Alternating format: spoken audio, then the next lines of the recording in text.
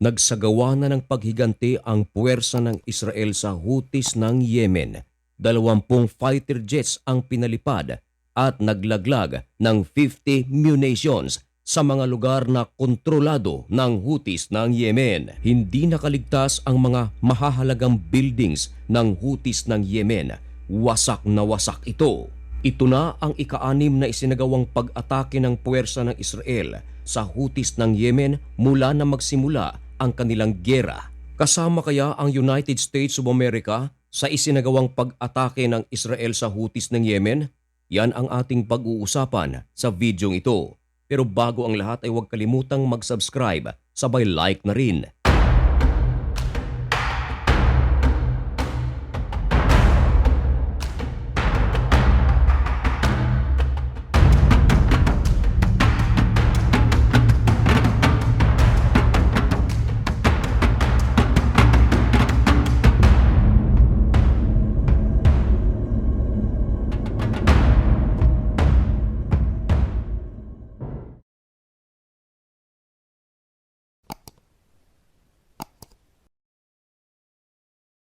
Maligayang pagbabalik mga kaibigan.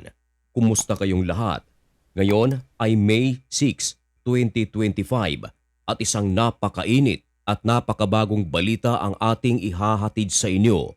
Ito ay tungkol sa paghihiganti ng puwersa ng Israel sa Houthis ng Yemen. Kahapon mga kaibigan, kung inyong nasaksihan ang ating video, ang Houthis ng Yemen ay nagsagawa ng ballistic missile attack sa Israel. Tinarget nito mga kaibigan ang isa sa mga pinakamalaking airport ng bansa. Ito ang Ben Gurion Airport. Yun bang hindi ito nasalag ng mga air defense system ng Israel? Hindi rin ito nasalag ng THAAD ng United States of America. Kinumpirma ng Israel na may mga nasunog na mga kagamitan ng bansa. Maging ang operasyon ng naturang airport ay itinigil pansamantala. Meron ding mga train ang nasunog. Ayon sa Houthis, ginamit nila ang kanilang hypersonic ballistic missile. Agad na nagsalita ang kampo ni Benjamin Netanyahu, maging ang defense minister nito na si Israel Katz, na 7-fold ang kanilang gagawing paghiganti sa Houthis ng Yemen. Maging si Prime Minister Benjamin Netanyahu ay naglabas pa ng video na kanilang sasalakayin ang Houthis ng Yemen. Ayon sa kanya, nagawa na raw nila ito dati at gagawin nila ngayon. Ang inakala ng marami mga kaibigan, dadaan pa ang ilang araw o linggo bago magsagawa ng pag-atake ang puwersa ng Israel sa Houthis. Pero ilang oras lamang ang nakalipas matapos na maglabas ng pahayag, si Benjamin ay agad na umatake ang puwersa ng Israel.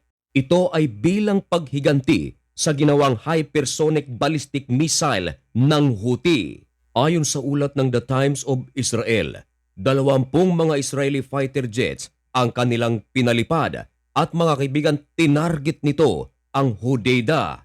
50 ang kanilang hinulog na mga pampasabog upang sirain ang mga mahahalagang bagay na pag-aari ng Houthis ng Yemen. Ayon sa puwersa ng Israel, bago nila pinalipad ang 20 IAF fighter jets upang magsagawa ng pag-atake, ay nauna munang lumipad ang kanilang mga spy planes upang siguruhin na magiging sapul ang kanilang target at higit sa lahat mga kaibigan upang siguruhin kung marami bang mga sibilyan sa naturang lugar. At nang makumpirma nila ang kanilang target, agad na pinalipad ang 20 fighter jets.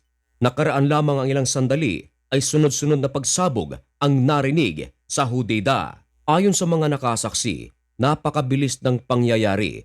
Animoy wala silang narinig na mga tunog ng fighter jets. Nang makarinig sila ng mga fighter jets, ilang segundo lamang ang nakalipas ay narinig naman ang mga pagsabog. Ibig sabihin mga kaibigan, narinig nila ang sounds pero ang fighter jets ay nasa loob na. Lumalabas ito mga kaibigan na mga fighter jets na ginamit ng Israel ay faster than the wave of sounds. Lalong-lalo na mga kaibigan na ang Houthis ng Yemen ay walang air defense system. Kaya mabilis itong napasok ng fighter jets ng Israel. Isa pang mga patunay mga kaibigan, ang mga isinasagawang fighter jets ng Amerika sa Houthis ng Yemen, wala ring mga interceptions ang nangyari sapagkat wala ngang air defense system ang grupong ito. Now, talking about Amerika mga kaibigan, Partikular sa ginawang pag-atake ng Israel sa Houthis ng Yemen, inamin nila na meron silang coordination sa USA.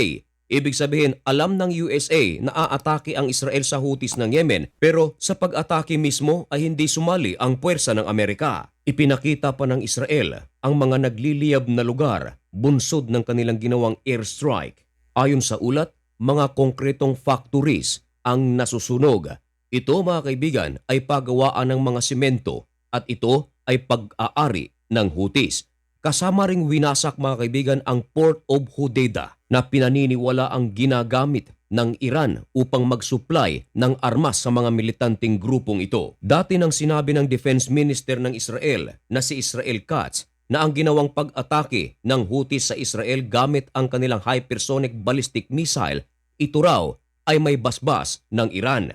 Kaya sinabi ng Israel na magbabayad ang Houthis at ang Iran, pero agad na nagsalita ang gobyerno ng Iran at itinanggi ang mga paratang ng Israel. Wala raw silang kinalaman sa ginawang pag-atake ng Houthis sa Israel, pero nagbabala ang Iran na kung sakaling aatake ang Israel sa Houthis at mismong sa Iran, sila raw ang kanilang makakalaban. Ibig sabihin mga kaibigan ay aatakihin ng Iran ang Israel. Ano kaya ang gagawin ng Iran ngayong umatake na ang Israel sa Houthis ng Yemen? Isa pang banta ng Iran mga kaibigan na ang mga base militar ng Amerika na nasa Israel ay wawasakin daw ito ng puwersa ng Iran. Ngayon, ang tanong, bakit isa sa mga target ng Israel ay ang cement factory ng Houthi? Ang pangalan nito ay Bajel Concrete Factory. Ayon sa Israel, alam nila na ito ay cement factory ng Houthi. Base na rin sa kanilang spy plane na pinalipad at kaya nila ito pinasabog dahil ang naturang mga simento hindi ibinibenta, kundi ito ay ginagawa mga kaibigan ng tunnels upang dito magtago ang mga Houthis ng Yemen. Kung meron mang mga ibinibenta, ito ay isang front lamang sapagkat ang tunay na layunin talaga ng mga simento na kanilang ginagawa, ito ay ginagawa nila upang magsagawa ng tunnels. At dahil bago pa lamang ang balitang ito mga kaibigan ay wala pang masyadong footage sa kung gaano kalaki ang mga damage na natamo ng naturang airstrike at wala pa ring mga pahayag na binibitawan ang kampo ng Houthis at mismong ang gobyerno ng Yemen. At ang mga bagay na yan ay isa sa ating mga tututukan dito lang sa channel na ito. Kaya kung nais mong maging updated at kung bago ka lang sa channel na ito at gusto mo ang ganitong mga content, baka naman pwedeng makahingi ng kaunting pabor, isubscribe mo na ang napakaliit nating channel na ito. Sabay like na rin mga kaibigan sapagkat napakalaking tulong yan para sa aming mga content creators at sa lahat ng aking mga kababayan Luzon, Visayas at Mindanao, sa Israel, sa Lebanon, Jordan, UAE, Saudi Arabia, Bahrain, Amerika, Europe at iba't ibang panig ng mundo. Mag-ingat po kayo. May God bless you and thank you so much for watching. Goodbye.